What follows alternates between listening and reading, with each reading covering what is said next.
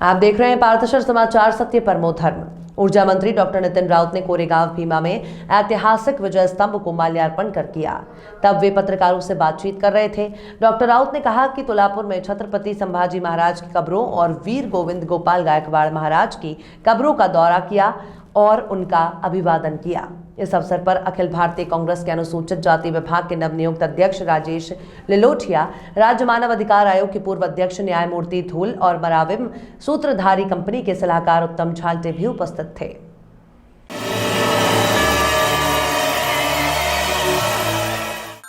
भाजपा नेता और पूर्व जिला परिषद सभापति श्री बृजभूषण पाजारे की ओर से सभी भारतवासियों को नव वर्ष की हार्दिक शुभकामनाएं। इनकैश इवेंट्स और MSPM ग्रुप की ओर से आयोजित miss Cosmos universe centre India 2022 का शानदार आयोजन दिनांक 31 दिसंबर को चंद्रपुर के सौम्या पॉलिटेक्निक में संपन्न हुआ। इस प्रतियोगिता में मध्य प्रदेश, छत्तीसगढ़, दिल्ली और महाराष्ट्र के हर कोने से लड़के लड़कियों ने भाग लिया। 20 से अधिक शहरों में फिजिकल ऑडिशन के तहत और ऑनलाइन ऑडिशन के तहत 1000 से भी अधिक लोगों ने इस प्रतियोगिता के लिए ऑडिशन दिया था, जिसमें से मॉडलिंग के लिए 50 और गायन और नृत्य के लिए 20 लोगों का अंतिम प्रतियोगिता के लिए चयन किया गया। मॉडलिंग में मिस, मिसेज, मिस्टर और किड्स ऐसे 4 विभागों में ये प्रतियोगिता हुई। वहीं डांस और सिंगिंग की भी प्रतियोगिता इसी के साथ में हुई।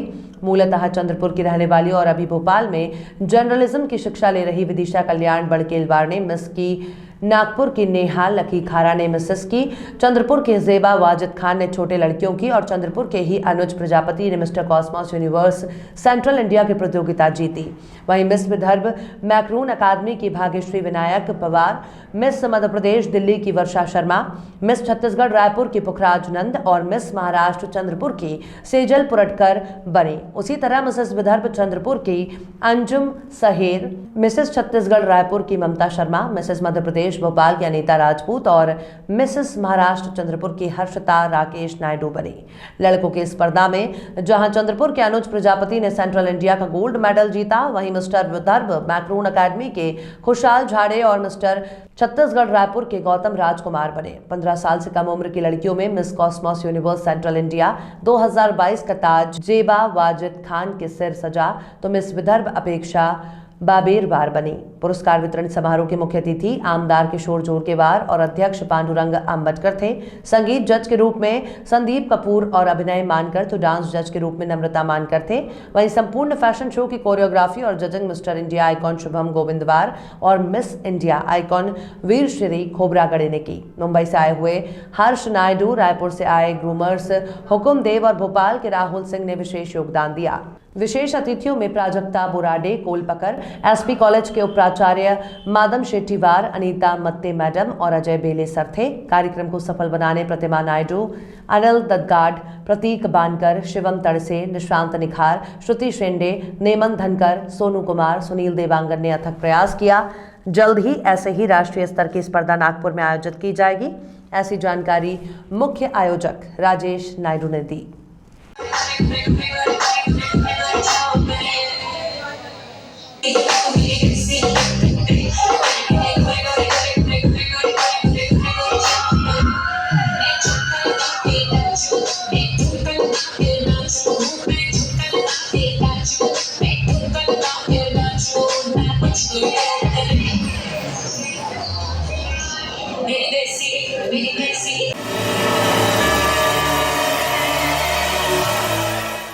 चंद्रपुर महानगर पालिका के नगर सेवक तथा जन विकास सेना के संस्थापक अध्यक्ष श्री पप्पू देशमुख की ओर से सभी भारतवासियों को नव वर्ष की हार्दिक शुभकामनाएं।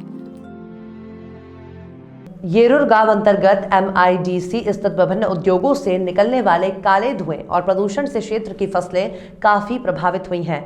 आलम यह है कि प्रदूषण के कारण कपास की फसल काली पड़ जाने से किसानों को इसे आधी कीमतों पर बेचना पड़ा। एक तो इस वर्ष कपास का उत्पादन वैसे भी काफी कम हुआ और प्रदूषण के चलते काले पड़े सफेद सोने को आधे दामों पर बेचे जाने से किसानों को भारी आर्थिक नुकसान का सामना करना पड़ा। इसी नुकसान से त्रस्त येरूर के किसानों ने हानि का पंचनामा करने की की मांग जिलाधिकारी को ज्ञापन देकर की है। क्षेत्र के ताडाली MIDC परिसर में Dhariwal power plant, Gopani iron और power company, Grace Industries, Chaman metallic, Vimla rail siding, Gajanan constructions company, Suntech Bricks आदि कंपनियां हैं। ये कंपनियां अविरत शुरू रहती हैं।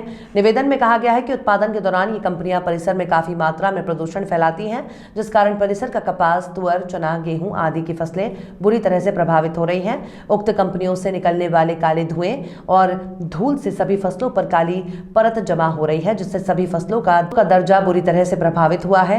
काले पड़ जाने से कपास को इस बार आधे दामों पर बेचना पड़ा है, जिससे किसानों को भारी आर्थिक हानि का सामना करना पड़ा।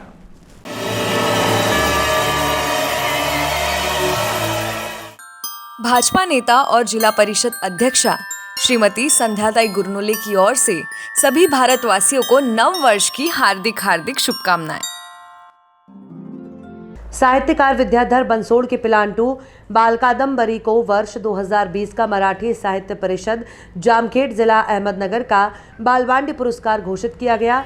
नगद राशि, स्मृति चिन्ह और सम्मान पत्र ऐसा पुरस्कार का स्वरूप है। राज्य स्तरीय कवि सम्मेलन में अतिथियों के हाथों पुरस्कार प्रदान किया जाने वाला है, ऐसा प्रतिष्ठान के अध्यक्ष और साहित्यकार पवार ने बताया है। कथा, कादम्बरी, कविता, ललित लेखन, वैचारिक समीक्षा, साथ ही संशोधन पर लेखन पिलांदू उन्होंने किया है। उनके सभी साहित्य कृतियों को राज्य स्तरीय पुरस्कार प्राप्त हुए हैं। उनकी टोला कादम्बरी को अंतर्राष्ट्रीय पुरस्कार मिला है। हाल ही में नासिक में हुए 94वें अखिल भारतीय साहित्य सम्मेलन में कथा कथन कार्यक्रम में उन्हें आमंत्रित किया गया था। राज्य स्तरीय प्रथम पुरस्कार मिलने के लिए साहित्यकारों ने, साहित्य रसिकों ने डॉक्टर बाबा साहब अम्बेडकर टीचर्स एसोसिएशन, सरदार पटेल महाविद्यालय के प्राचार्य डॉक्टर PM काटकर, गोंडवाना विद्यापीठ और नागपुर विश्वविद्यालय के प्राध्यापकों ने उनका अभिनंदन किया।